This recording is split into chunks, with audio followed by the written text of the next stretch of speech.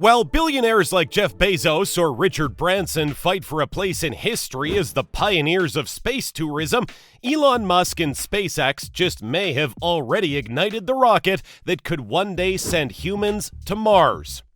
Elon Musk, the founder and chief executive of SpaceX, has repeatedly said that he created a rocket company to revolutionize the aerospace industry, make affordable spaceflight a reality, and let's not forget the main objective, to colonize planet Mars.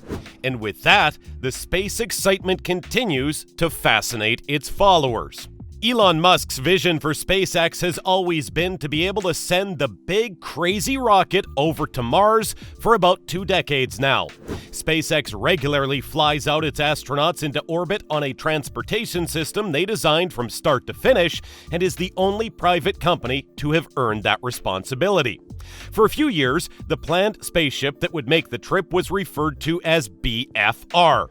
Today, it's been renamed as the Starship, and after its first successful suborbital test flight and landing, Musk has said that the Starship could now be on the verge of actually going to space and land on Mars for the first time. After CEO Elon Musk shared many new details about the inside development of the Starship spacecraft, SpaceX also updated its website with a new section entirely dedicated to reusable cargo and passenger vehicles. The new Starship website also provides a bunch of info about the superheavy, the first stage booster that will propel Starship to orbital altitudes and beyond. As of today, SpaceX's spaceships stand tall at about 160 feet. These prototypes have been built out of stainless steel, representing the early version of the rocket that Musk had revealed in 2019. The rocket is initially launched on a superheavy booster, which makes up the bottom half of the rocket and stands about 230 feet tall. The company's FCC filings claim that SpaceX will launch a Starship rocket atop a superheavy booster from SpaceX's development facility in Boca Chica, Texas.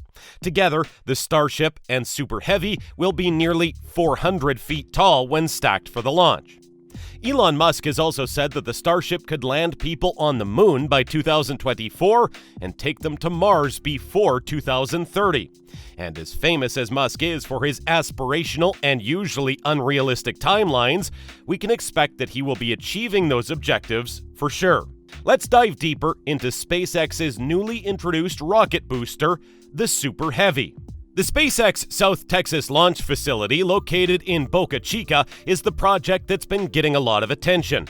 Almost 2 months ago, crews at the facility began working on the first actual Superheavy prototype, the launch stage of SpaceX's Starship.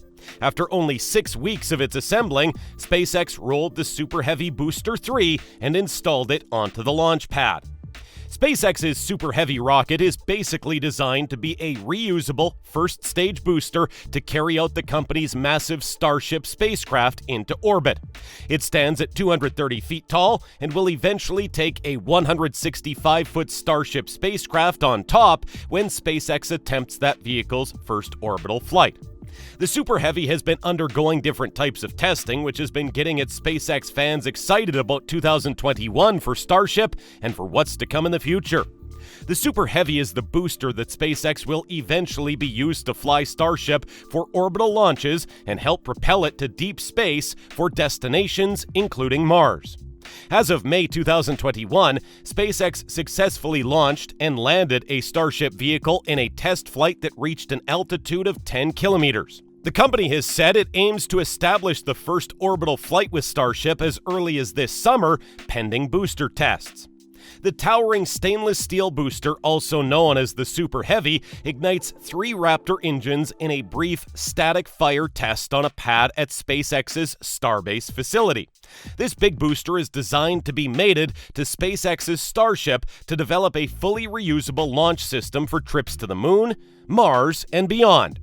With the Superheavy, its final model is said to be taller than an entire 2-stage Falcon 9 and have as many as 32 Raptors, allowing it to lift heavy payloads beyond Earth's gravity well, boosting them to the moon, Mars, and perhaps even more planets.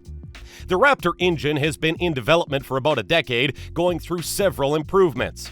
Well, it is like other engines. However, its use of liquid oxygen and methane, something largely unexpected in the rocket industry, and its innovative design mean that it just might be SpaceX's primary objective when it comes to exploring the solar system. Methane is the best option as it prevents a buildup of deposits in the engine compared to other fuels like kerosene, a process known as coking, while its higher performance allows for lower costs. Musk has said that each engine needs to be capable of flying up to 1,000 times to support the ambitious operations of Starship. This is undoubtedly a significant challenge, as the most reused engines in space exploration history were the main engines on each space shuttle, which flew up to only a few dozen times each. The Super Heavy will have the same 30-foot diameter just like SpaceX's predecessors, but be much taller with a propellant capacity of a massive 3,300 metric tons and a thrust capability of 72 meganewtons. Saturn V rocket was only 35 meganewtons when compared. The Super Heavy also contains actuated grid fins near the top of the rocket and will be used for its controlled landing, much like those found on the Falcon 9 boosters SpaceX uses today. However, the more significant booster will consist of 37 Raptor engines and 6 landing legs for stability when it comes back down to be readied for reuse. The company's gigantic Starship spacecraft is designed to be large enough to carry up to 100 passengers as far as Mars, which means that its rocket boosters will have to be massive to provide that kind of thrust. Another purpose for this new rocket is that it's designed to continue to service the International Space Station with cargo resupply and would be able to transport a lot more cargo in one go than the Dragon capsules SpaceX currently uses. It's also been designed to deliver cargo and people to the moon and other planets and return for multiple trips. The Starship with the Super Heavy booster is essentially a rocket as powerful as the Saturn V, which took NASA's Apollo astronauts to the moon 50 years ago, but it's fully reusable. For Apollo, everything but the small capsule on top, where the astronauts sat, was discarded along the way, and even the capsule could only be used once. According to Musk, a Super Heavy booster will have more than twice the thrust of the Saturn V rocket that carried Apollo astronauts to the moon, and more than 3 times the thrust of the company's own Falcon Heavy. Experts say Starship is within the realm of the possible without requiring impossible physics or unlikely technological leaps. Indeed, Starship employs ideas that were studied decades ago but never built. The most significant innovation is perhaps that SpaceX and Mr. Musk have applied the accelerated research and development approach of Silicon Valley, creating fast and fixing failures quickly. SpaceX hopes to be ready to begin the orbital Starship launches as early as this month. It has been reported that the first launch attempt will nominally use Super Heavy booster BN3 and Starship SN20.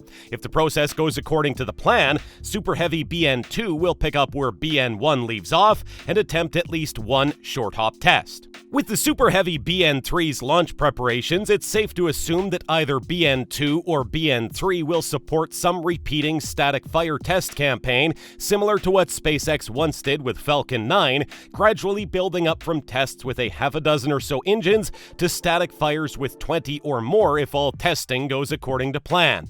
Well, that's all we have for you today. What are your thoughts on SpaceX's The Super Heavy? Let us know in the comments section down below. If you guys liked this video, then be sure to give this video a big thumbs up. Also, if you don't want to miss out on any new future videos like these, then be sure to click on the subscribe button and turn on the notification bell under this video so that you're notified the next time we upload a video on the latest tech content. Thanks for watching. We hope you have a great day today, and as always, we'll see you in the next video.